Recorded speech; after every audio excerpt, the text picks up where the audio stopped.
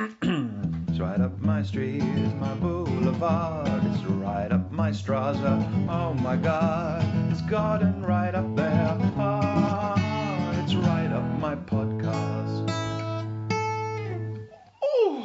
Welcome to Right Up My Podcast. My name's Kate White. And my name's Gwen Watson. And this is the podcast in which we talk to people about the things that they do, that they've got up their sleeve to make you feel good. And we are now at episode 14. And in this episode, we're going to be talking all about energy healing. But before we come on to talking about energy healing, how you doing, Gwen? Oh, yeah, I'm all right. It's time for a bit of wiffle waffle. And I was just thinking, what have I been doing to make myself feel good? I can't pinpoint anything specific, so I'm going to ask you the question. Kate, what have you been doing to make yourself feel good? Well, last week, me and my friend, we went surfing. There's this indoor surf. Indoor, it's not indoors. It's an inland surf lake just on the outskirts of Bristol called The Wave. And it's basically a big cheese wedge shaped pool with an artificial wave that sends swells forward. And you can just go and book a session and have a go. It was so much fun. Hang on a minute. What do you mean cheese wedge? So if I'm imagining a camembert, are you then coming down a hill like a ski slope?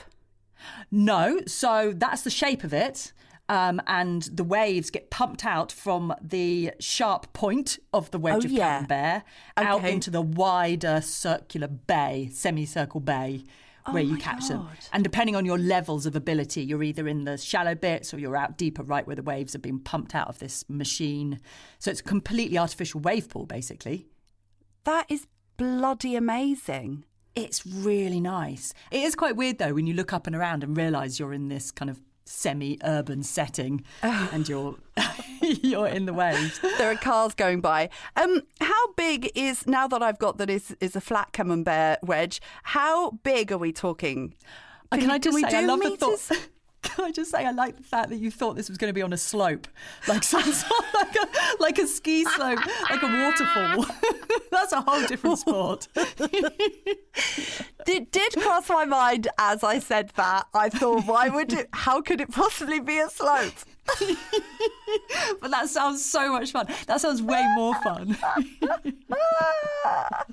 Oh my God.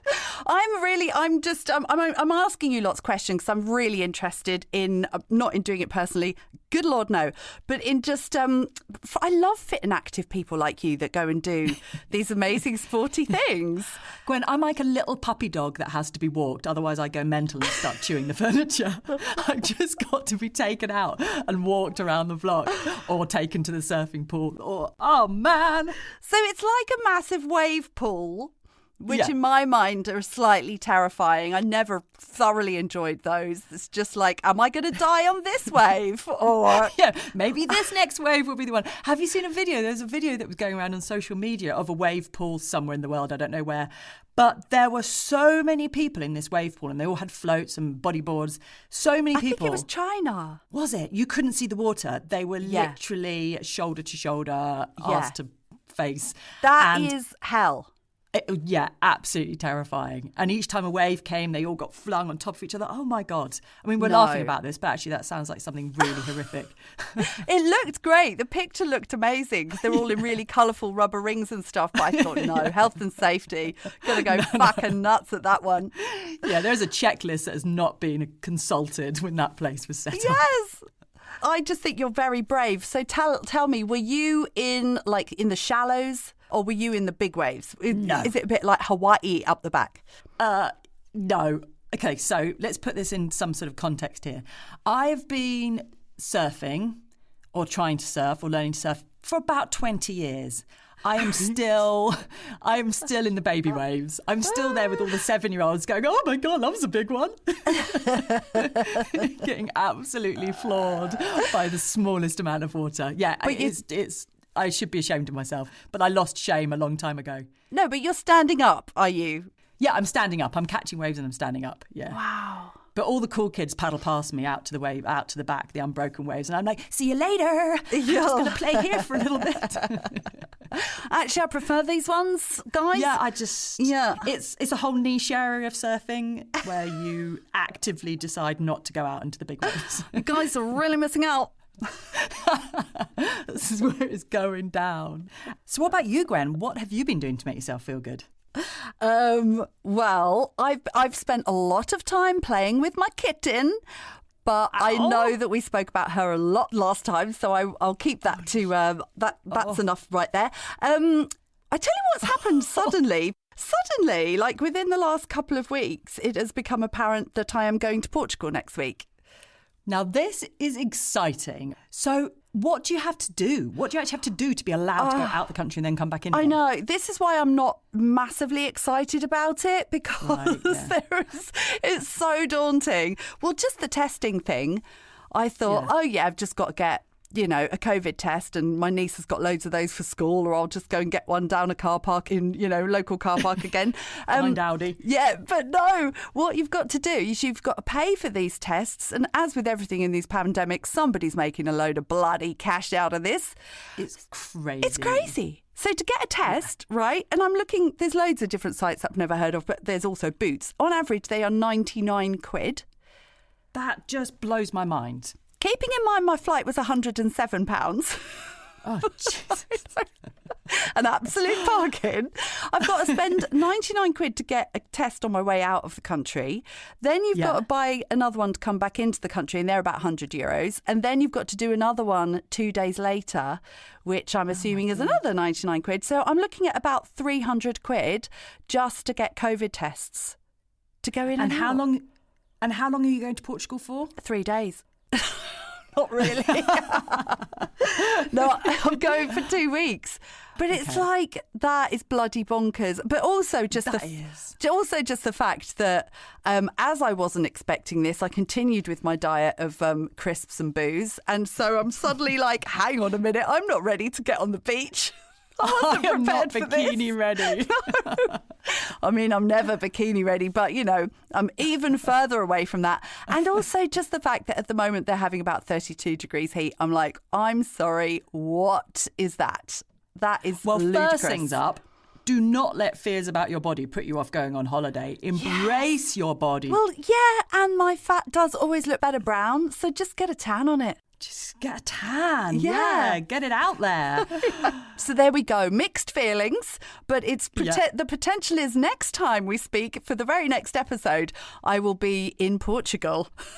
Oh, wow. I kind of want you to be, because I want to live vicariously through you. I want you to describe every detail of your overseas experience. Yes. There's a glass of Vino Verde down on the harbour side. A little plate of summon. A little, what do they call, patas natal or something like that. Yep. Custard tart, as we like to call them. Yeah, exactly. I do bloody love it there. So let's see, shall we, next time. From the Algarve, darling. It's right up my podcast. So this is episode 14, Energy Healing. Now, Kate, what is this episode about? In this episode, we're going to be talking with Energy Alignment Practitioner, a very lovely lady called Tracy Langley. And she describes the work that she does as combining her intuitive healing gift with her knowledge and skills in psychotherapy, trauma and past life regression. Now, as you know, we like to explore a whole range of topics of ways to make you feel good. Some of them a little bit more out there than others, and this might fall into that camp. And all we ask is that for the next 30 minutes or so, you just listen with an open mind and see where it takes you, and enjoy hearing about Tracy and the work that she does. So come with us as we go on a bit of a journey. We started our conversation with Tracy by asking her, what is energy healing? So if I give you a bit of background information on me and then explain a bit about energy, it will help you understand why I work in the way I work. Okay. So for me, I'm 41 now. And from a very young age had such a connection initially with animals, and understanding if they didn't feel well or they were just not themselves. I can see it and feel it. My hands go like pins and needles, and I just see where their energy isn't moving. So That doesn't make me psychic, but it does make me in tune with the body and its energy, because we are all energy at the end of the day. And then going through life really carefree, growing up on a farm with my animals, realising when I was probably a teenager that I was slightly different, as you do. Yeah. And then I literally started all of this spiral of trying to understand myself. I said to a friend, "Oh, your dog's not well, really needs to see the vet." Yeah. And she did, and her dog wasn't well, and it was really poorly, and she went to see it, took it to the vet, her mum did, and got it all sorted. But from that point onwards was when I realised that I was different with how I saw anybody's energy, whether it's animals or people, and that was my really quite crucial point for wanting to know what it was, because at that point I had no idea.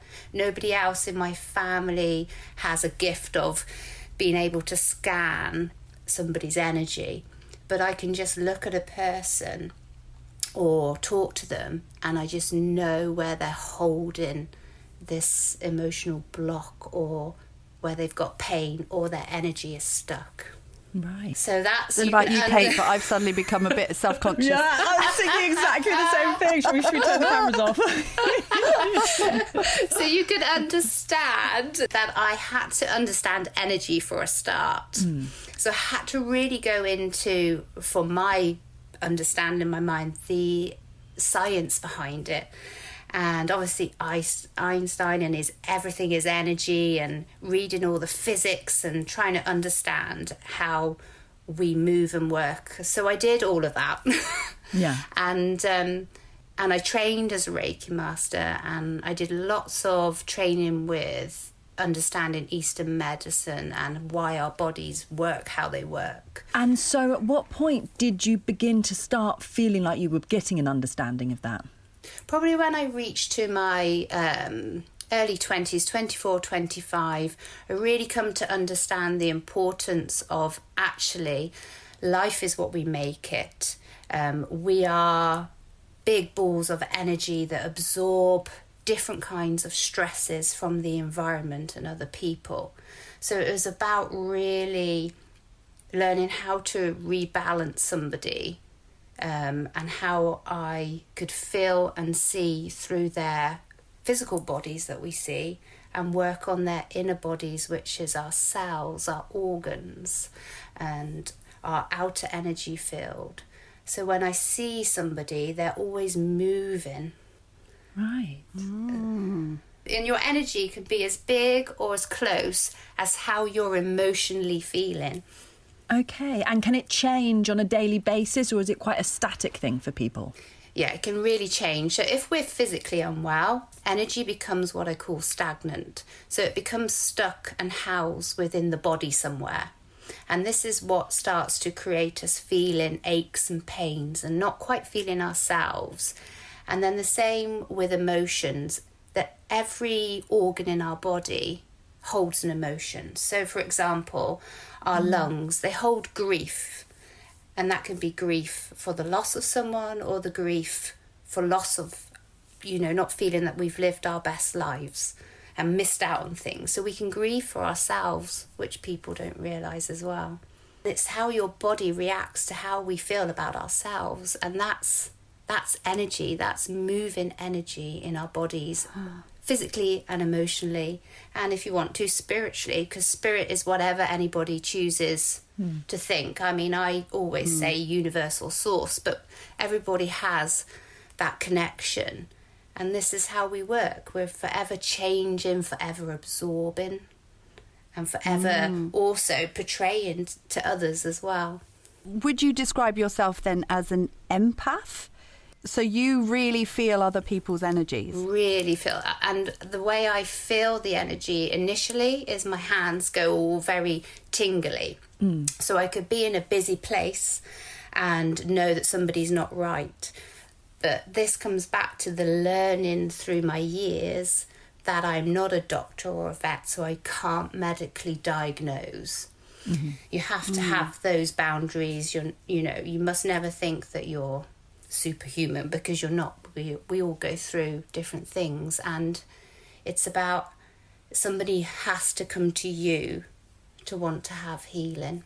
And it can be for personal reasons, for business reasons, so that you can really fully embrace what's blocking you and why you can't get on the path that you want to be on. So it's really interesting in so many different dimensions of our daily lives. Why might somebody come to you? So it could be for two reasons. They could really be struggling with health issues, but the consultants have given them the all clear. So they could have had every scan, every blood test, and nothing shows up, and they could be the healthiest of persons, but they just don't feel right. They know they don't feel right, they don't feel well. Well, that's the power of housing something within your body, because your body's trying to say, you're ignoring this, you're not listening to me, so I'm just going to make you just feel a little bit out of sorts, or I'm going to just trigger this headache or this pain. And that's how we start to understand and feel through the trauma. So I can take people, I can travel them back in time to past lives, see if it's connected there, if it's appropriate. Or I can take them all the way through their lives to the current day, and you will be amazed at what shows up. They can be calmly just laying there, embracing the energy, and I could get to a particular age, and then all of a sudden the body will react. Right. And they could physically know that was there, or they could be like, gosh, I completely forgot about that. I just put that to the back of my mind. Yeah. And there you go. That's the root of all of their problems that they've been having. Or it could be, I'm setting up this business, but I just don't know where to begin or how to know what to do. Well, then you instantly think you've not tuned in to actually, you can do this, you are worth it, and start to let go of those patterns that have formed that they may have overheard, say, parents going, oh, we can't afford this, or we can't do that because of this. So it's just breaking away from those belief patterns, setting them back on track in alignment with their energy. Yeah. I was going to say that it can be maybe quite intimidating at first to go through that experience and to do that work to try and find out where in your life there has been something that's caused a blockage. That's quite an unnerving prospect to learn that. It is, and I truly believe in my heart that people find me. And I do believe everybody finds somebody at a certain point that is needed for a particular thing.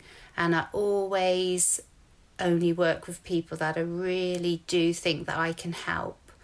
I never just go, oh yeah, we'll try this. It's a proper connection that I just know that they were meant to come to be with me, so that they feel safe enough to go through this journey. And yes, you can go through quite a heavy session and process that for a few days afterwards, but once you have, gosh, you feel like all of that heavy weight is just lifted away from your body, and probably for the first time in a long time you feel that you can just breathe and be yourself. So if someone comes to you, how does that session play out? What will happen in that session? Yeah, so I work remotely worldwide, so it's usually by video call currently at the moment with everything we've been experiencing. Sure, makes it very interesting. So we'd have a video call, and it's entirely up to the individual to give me the information they want to give me, because you've got to build up that rapport, and it's not necessarily easy to talk about your life inside out and the things that you want to resolve. And so we would then begin by just having that conversation, them seeing that I am just me. And by gaining that trust, I gain that energetic connection and permission to work on them. And then I just ask them to just then lay down, and then there's music playing, and then I begin by tuning in to their body.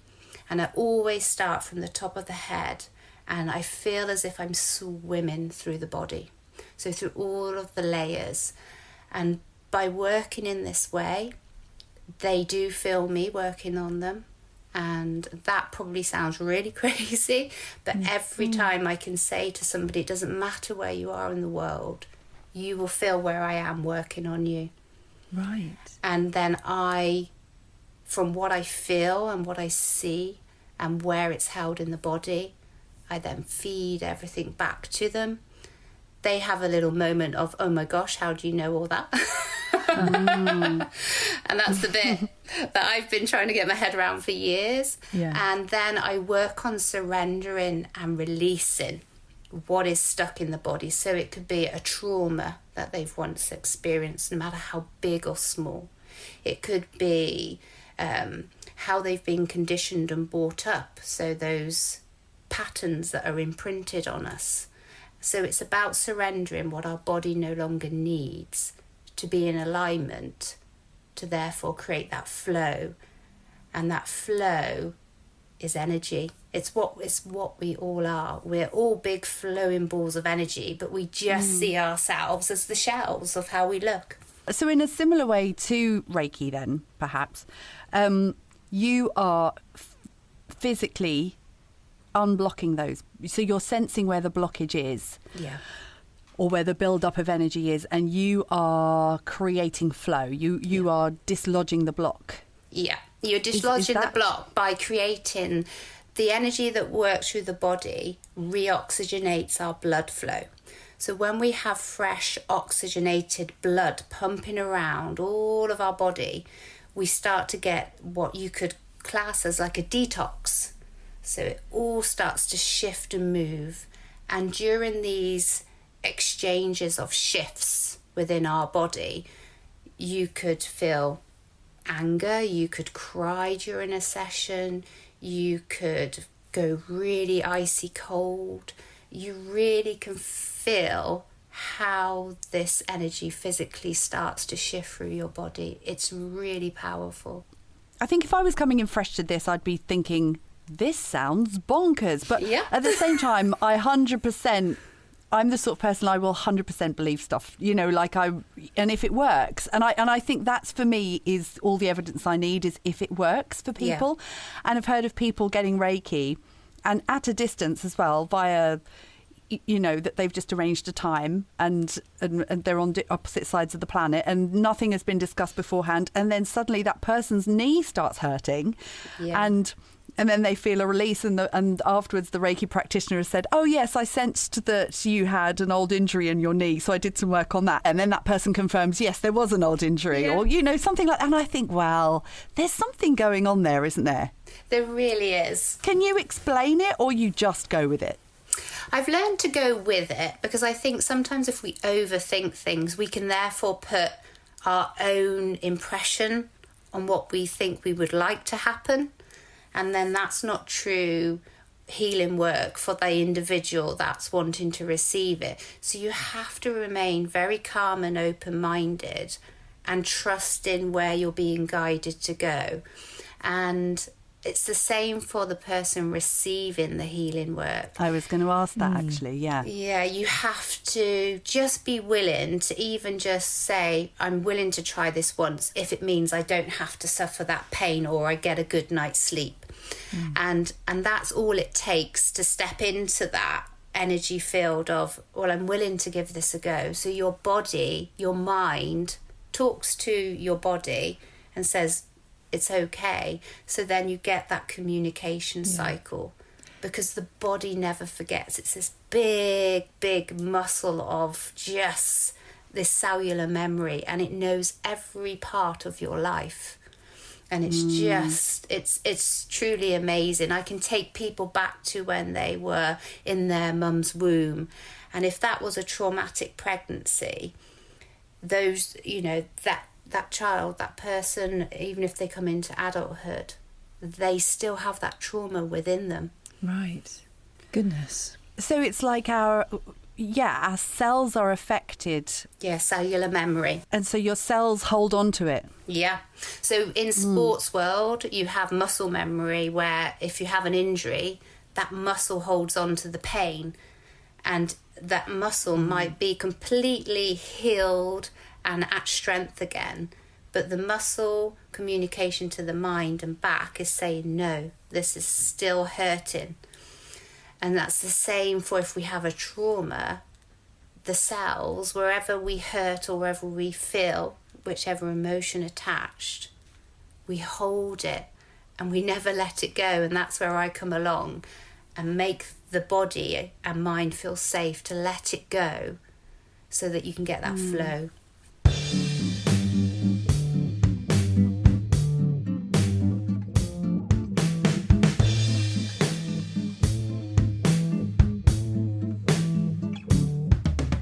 My energy is muddly, it's troubling me, it feels blocked. What I need is a fresh view, my position is skewed, need my outlook renewed. I'm quite finicky, oh so nitpicky, when things aren't pernickety. No, they're not about what you've got, even if you've got a lot, even if you very much have not. I'd like my negativity replaced with fluidity, so I'm no longer finicky, mate. Abracadabra, please align my chakras or do just whatever it takes.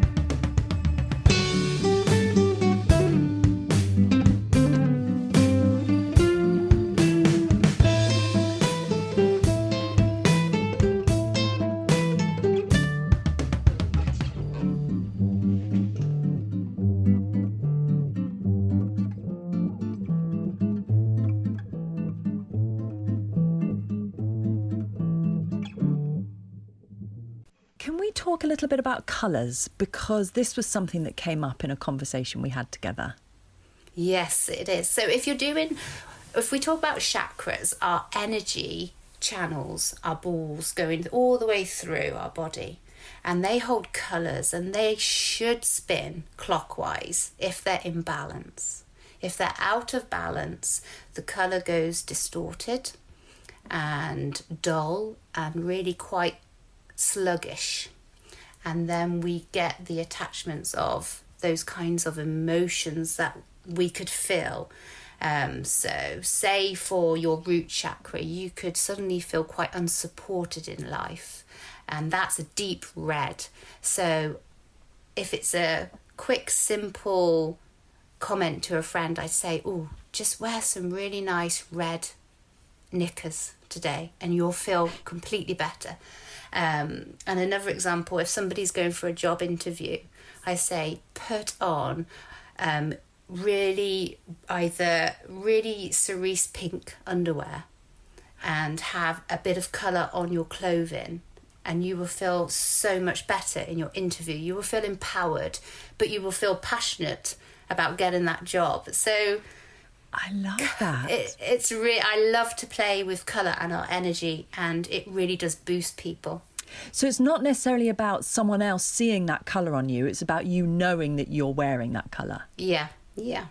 And we do have loads of colours around us, and sometimes we can see them. So when your eyes are closed and you're in a session, you can see the colours and you can see shapes. Yeah. And sometimes that reflects on where you are blocked in your body. Yes. So you telling somebody to wear a pair of red knickers, Yeah. which I think is Kinky. sounds like great advice for any day of the week, doesn't it?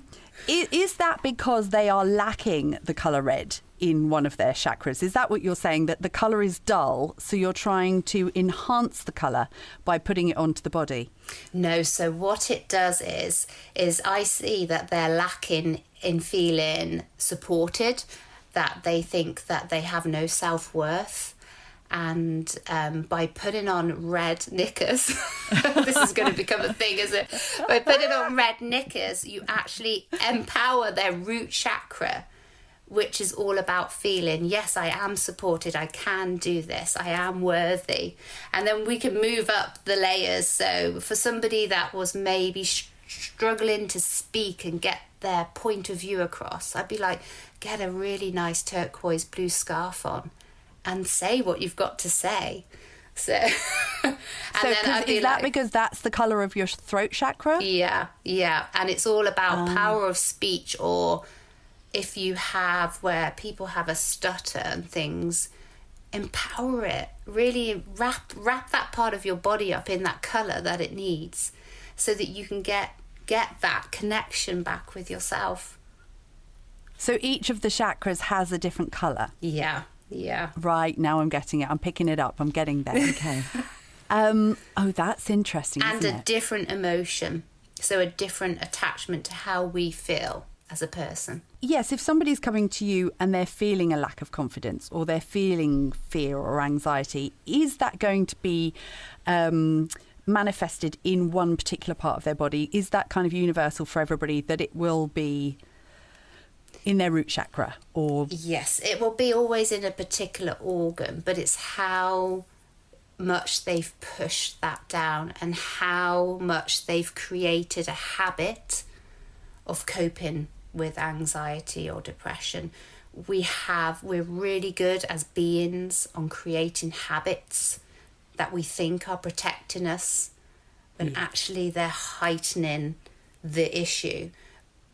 But again, it's about feeling that fear, understanding why your body is secreting that adrenaline, because it thinks it's got to run in fight and flight, when actually all you want it to do is to come back, breathe and calm.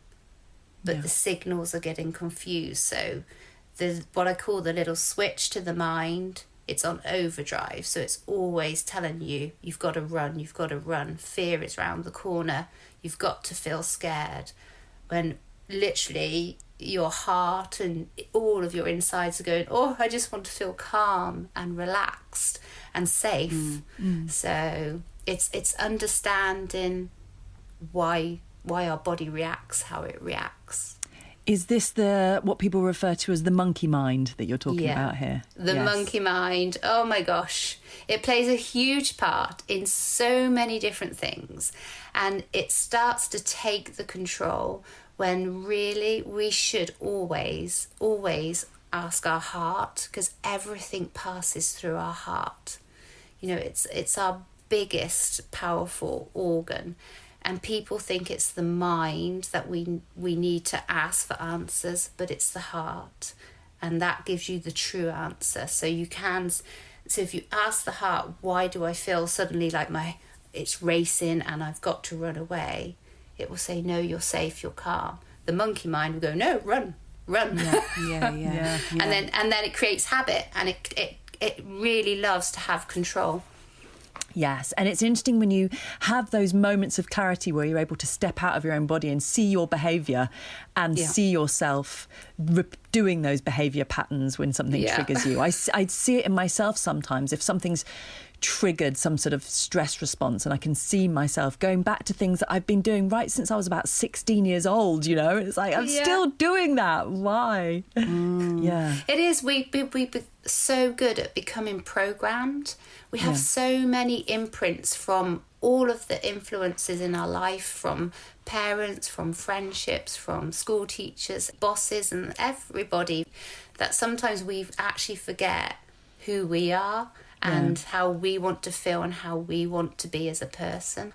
Now, you said that you have people that you work with who are all over the world. So you do a lot of remote work.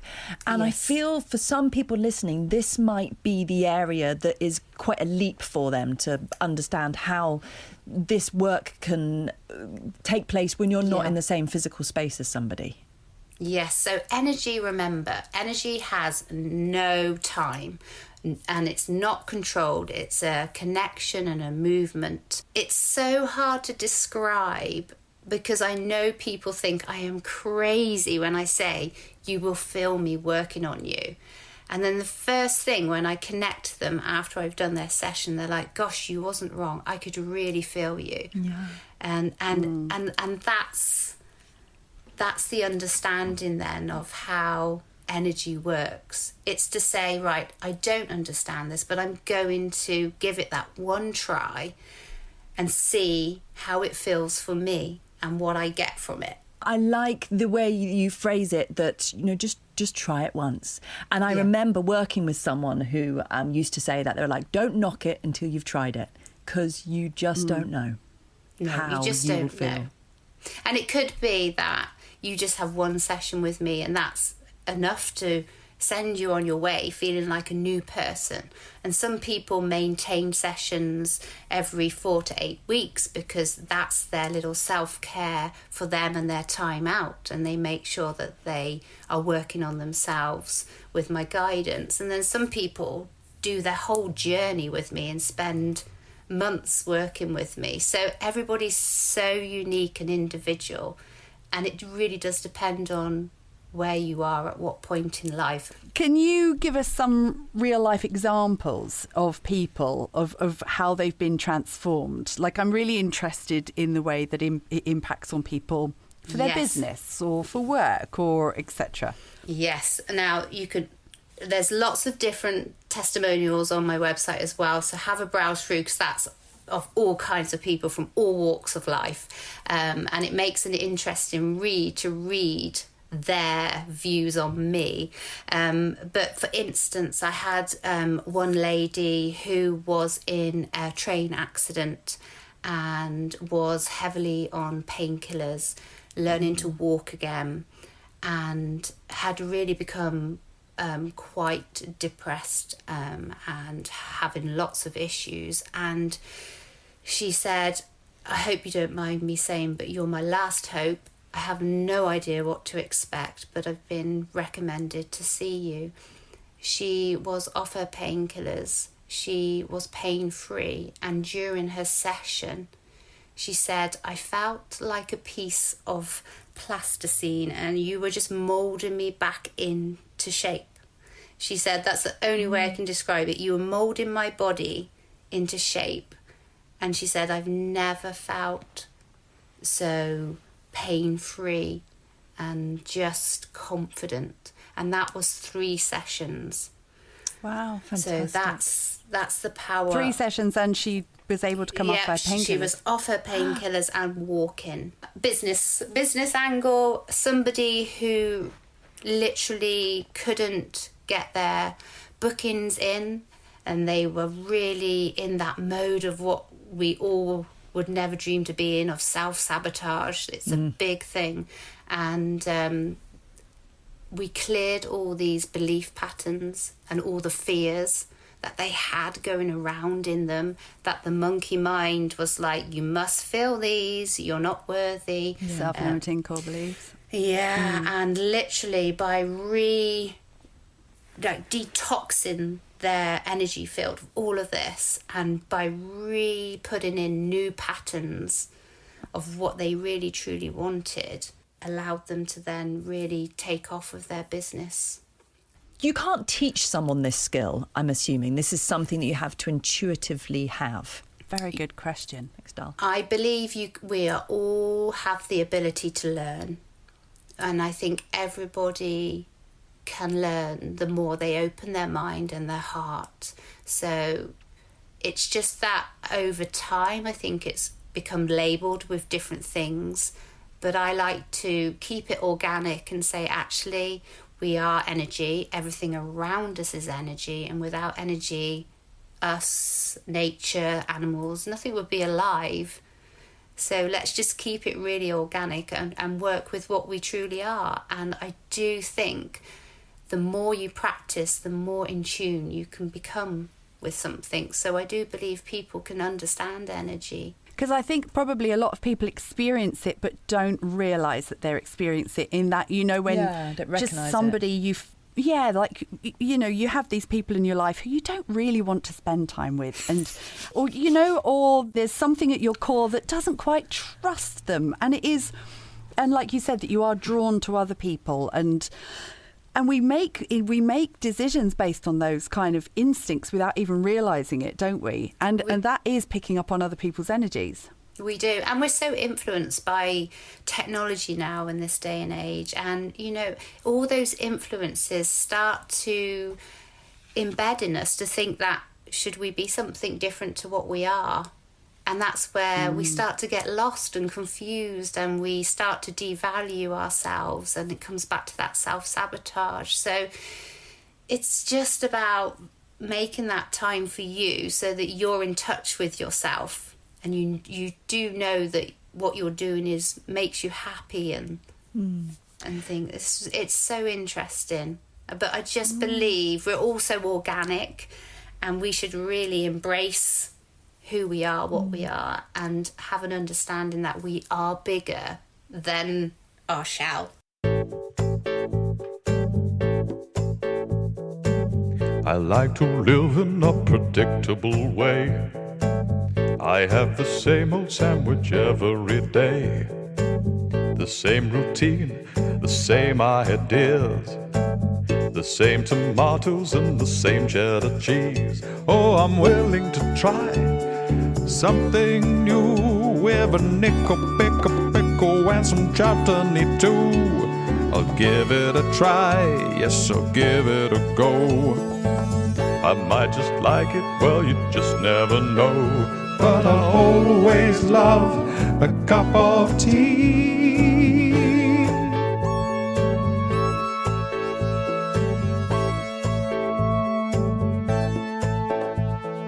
So as you know, we always like to try these things out for ourselves. And for this particular episode, we had one-to-one sessions with Tracy in which she gave us some energy healing. But we also wanted something that you could try out yourself at home. Yes, and we were talking to Tracy about chakras, and I was asking her about this because it was something that I didn't really understand what they were or what they represented. So Tracy guided us through the different chakra points in our bodies and what they represent. And this is something that we've recorded so that you can listen at home and do this yourselves. As per usual, the full-length version is going to be up on our Patreon page for free, but here is just a little clip for you to get a taster. So I would always advise somebody at least once a week to take that time to sit, wherever that may be, out in nature, just in your comfy chair at home or even on your bed, and just allow yourself to close your eyes and breathe and take the mind, the thought inwards. And then you start to just work your way through the chakras. So if you start with your root chakra, which is your womb, hips and pelvis. And this is a ball of energy. If you imagine that ball of energy and it's spinning clockwise, and it's the most beautiful deep red. And you can visualize that as big or as little as you feel that you can cope with as an individual. And you just sit there, your eyes are closed and you're breathing through. And you just start to see and ask yourself, how do I feel in this area? And I promise you, you will know. You can feel overwhelmed if it's out of balance. You can feel unsupported or worried if it's out of balance. If none of those come up and you just really feel quite comfortable in this energy channel, then you just gently bring your focus up to the next chakra. And then as you work through, you start to get a real image of those colours and they become easier. So we're then going to your sacral chakra, which is just underneath your belly button. And again, you're just focusing on this ball of energy, and it's a beautiful orange. And you just see it just spinning clockwise. Just really admiring that really zesty bright orange. And you just ask it if there's anything there that it needs to show up. And this is all interconnected to how we feel about relationships, if we feel guilty or withdrawn, it will show up here. And that's how you just gently take some time out for you to just align your body's energy and understand what you feel, what's there. So it's really interesting. It's very powerful.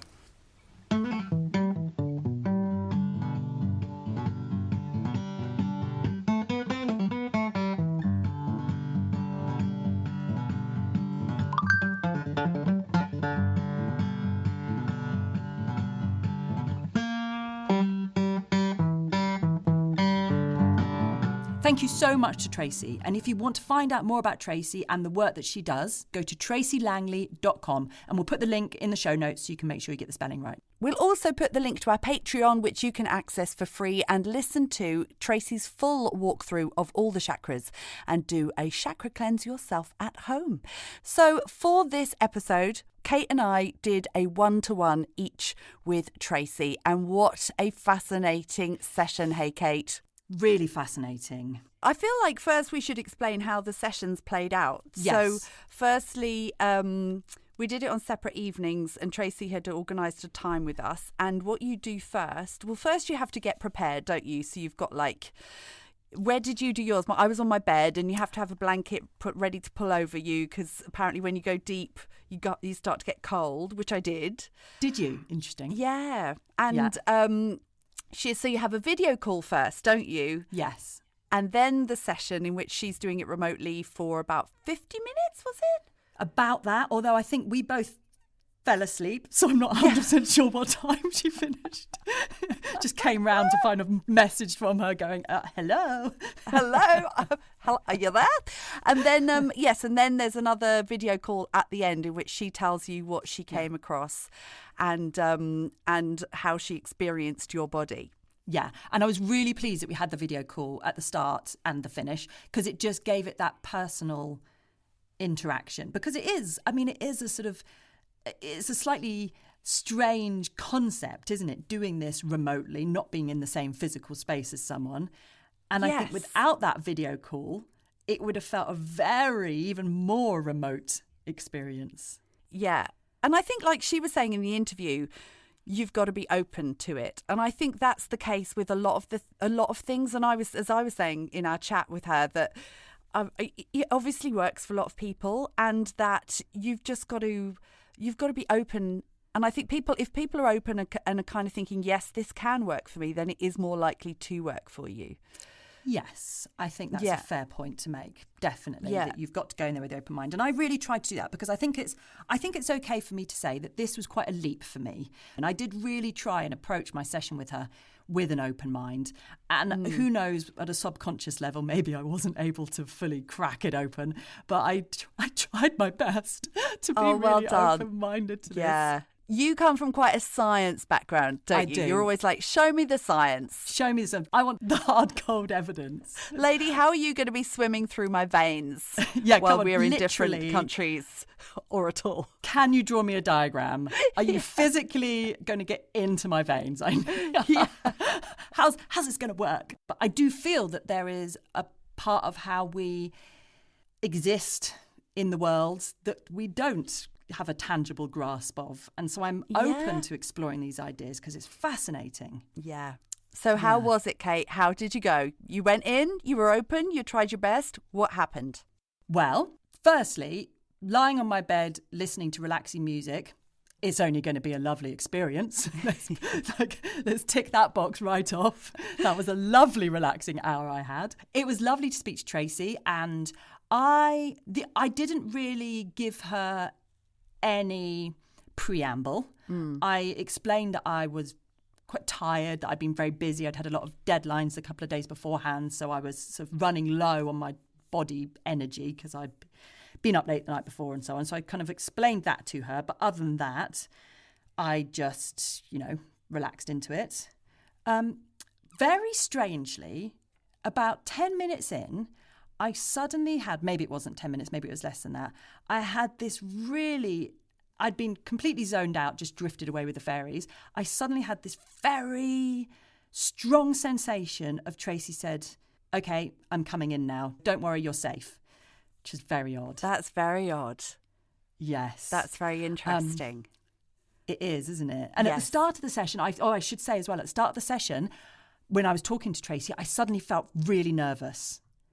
And I don't know, I think I felt nervous because suddenly I felt quite vulnerable. Like, well, what if this is real? What if you are genuinely going to swim through my veins and see all my deepest, darkest fears? Yeah, I suddenly felt quite vulnerable in a strange way. The rest of the session, I've got to be honest here, I didn't really feel anything. Once I'd had that initial sensation of Tracy saying, you're safe, let's crack on, I didn't really feel anything. Like I said, I did fall asleep at one point. And then how was it when you came out of it and you were talking to her afterwards? What did she find in there? So she said she could feel that tension in my chest. She could feel that I was a bit nervous. She could feel that my energy levels were really low. She sensed that there'd been this anxiety in me that I was on the wrong path, but she also could now see that I had a really clear picture of what I wanted and where I was going. You know, how much of this she knew. You know, I'm a mature student doing a master's. In my mind, it's so hard, Gwen, isn't it? Because what I want to say is, she could have made that up. That's quite obvious, I think, that the reason why I did a master's was I wanted to change the direction of what I was doing. Kind of? Maybe not. She also said that down in my kidneys, she could sense I was holding a lot of energy in my kidneys. But she said that because she knew I was in a very heightened time right now, because I was very busy and I had a lot of work going on, she didn't feel like it was the right time to unpack that. So she wanted to just shroud it with love, I think was her beautiful way of wording it, and just make me feel warm and protected and safe, and that maybe at a later date that's an area that I need to look at deeper. But she felt like because I had so much else going on in my life, now wasn't the time to find out what was going on in the kidneys. Right. Kidneys having a party. So there's a bit of a to be continued, that there is something being held in there. Yeah, that's what she said.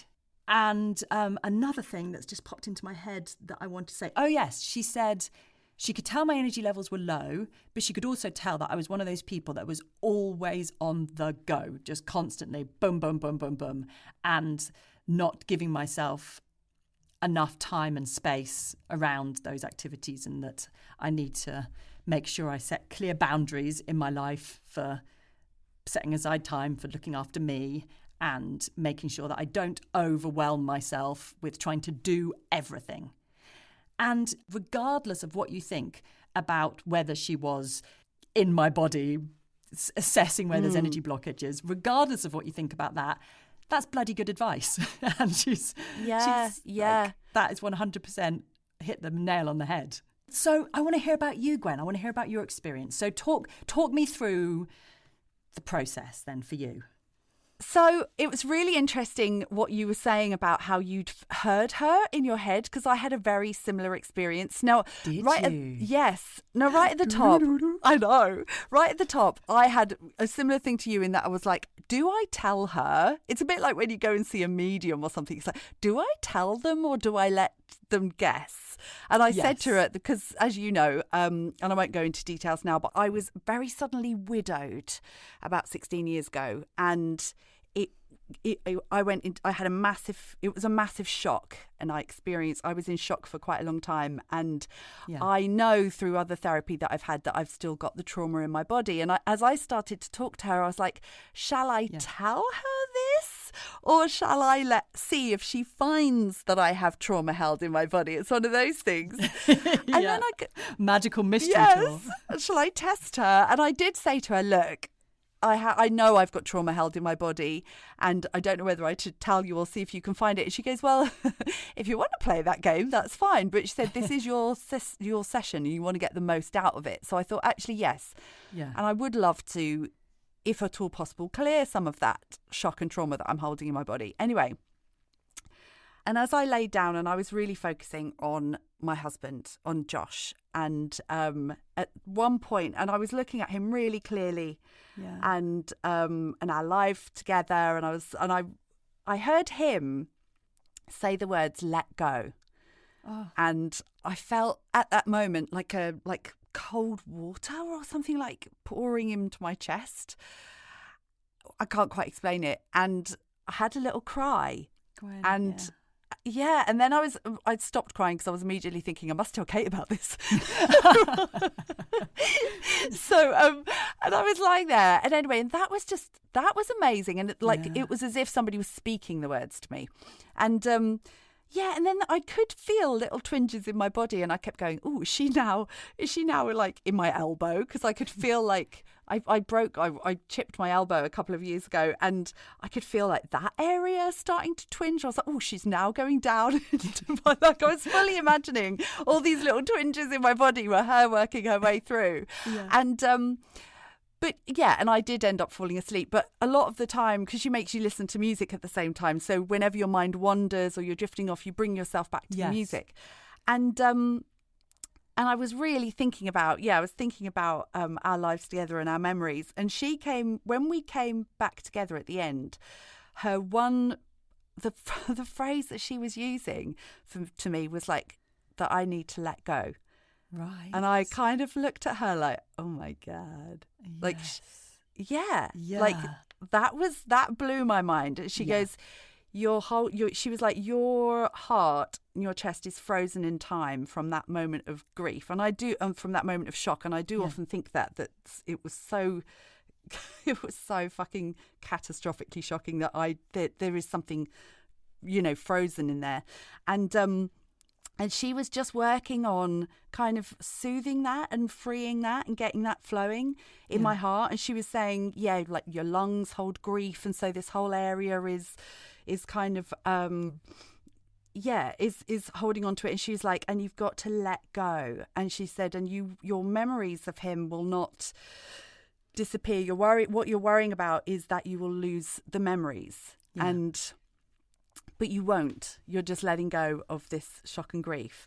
And that was like quite mind-bending. Right. That was like, And like you, I'm like, well, she could have just been making that up. But at the same time, the fact that I'd heard those words really clearly while I was under was just that really stuck with me. I was like, oh, something has just happened.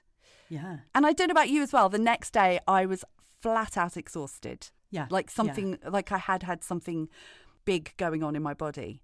It's really interesting to hear you talk about that. And that sounds like it was a really positive experience for you. Would you go back and do it again? Yeah, I would. Yes. Because, I want to try, I want to do it again. I want to feel more. I want to, it's hard to know what lasting effects it's going to have or what the impacts are going to have. Do you know what I mean? She was like, and if thoughts come up afterwards, don't try and bat them away, which is what we often do with difficult thoughts. Just focus on them and see what's coming up for you, and kind of, and allow them, and sit with them. And I feel like, overall, I think it was a really positive experience. And brilliant. Yeah. It's not like I've come out and I'm like, and I'm fixed. But I do think that there was some really, like you were saying, there was some just really positive messages in there. Yes. And ones that I would want to take on. The bit actually that resonated with me the strongest was that session that we've played out earlier about the going through the chakras. I found that, I think it was you used the word meditative, that it's a really meditative experience. And something about the focusing on these different areas, visualizing the colours, visualizing the motion, the spinning of the chakras, and visualizing them all doing that in synchronization with each other. Is that a word? Have I just made up language? I don't know, but I like it. Yeah. I found that really calming, and I guess ties in with all of those elements of meditation about focusing on a particular thing. It stops all the extraneous thoughts bouncing around, and the colours always really resonate with me. I find different colours very calming, so that was a really important part of it. So that, and in fact I have sat down and repeated that process as a kind of calming, great, centering thing. So that is the thing that really stuck with me that I will definitely do again. I really enjoyed meeting and talking with Tracy. I didn't have such an impactful experience as you with the energy level of it, but the talking and the coaching element of it was really positive and uplifting and supportive. And I think really it goes back to what we've said all along, that if something resonates with you and works for you, then that's enough, isn't it? Then go for it. Yeah. Embrace it. Yeah. And you don't have to understand what's happening in that moment. No. Really. We can't explain it. She can't explain it. But if it works for you and something positive comes out of it, then it's then it's all good, isn't it? Thank you so much for listening. As always, you can email us at writeupmypodcast@gmail.com. We love to hear from you. And you can also get in touch and follow us on Instagram and Twitter at writeupmy. Subscribe and follow wherever you listen, and do remember that we will love you forevermore if you find the time in your busy schedule to pop over to Apple and give us a review and a rating, please. And share with your friends. And also, we would also love you even more if you would head over to patreon.com/writeupmypodcast. And there you can find all the supporting material for the episodes, where there's been extra images or extra bits of audio. You can find them all at Patreon. We look forward to seeing you there. And thank you to our wonderfully talented team, who without we could not put this all together. This episode, we've had guest editor Pammy Muir, again, fantastic. On finessing the sound, we've had Andy Turvey. The music is by Andrew Grimes, the content editing by Kat O'Brien, and the lovely hand-drawn artwork is by Erica Francis George. What a massive bloody team of us. I was just thinking, blimey, it takes a lot of us to get this over the line. And my mum. Yeah. We will be back in a couple of weeks where we talk about sleep. I personally am very excited about this one. But in the meantime, keep trying things to make you feel good. Bye-bye. Tell me, did you like the podcast, Brian? No! Oh. If, unlike Brian, you thought our podcast was really great, then don't hold back. Like, subscribe, and tell your mate. But if, like Brian, you thought our podcast wasn't fun, then just keep quiet. Don't feel the need to tell anyone. We'd love to hear from you if you've got some thoughts to share. Such rich and lovely views that all should be aware of. But I hope you liked our podcast and you thought it was really great. And if you did, like, subscribe, and tell your mate. 'Cause we don't need grumpy pants bringing everybody down. No, we don't need negative Nellies making people frown. No. So I hope you liked our podcast and you thought it was really great. And if you did, like, subscribe, and tell your mate.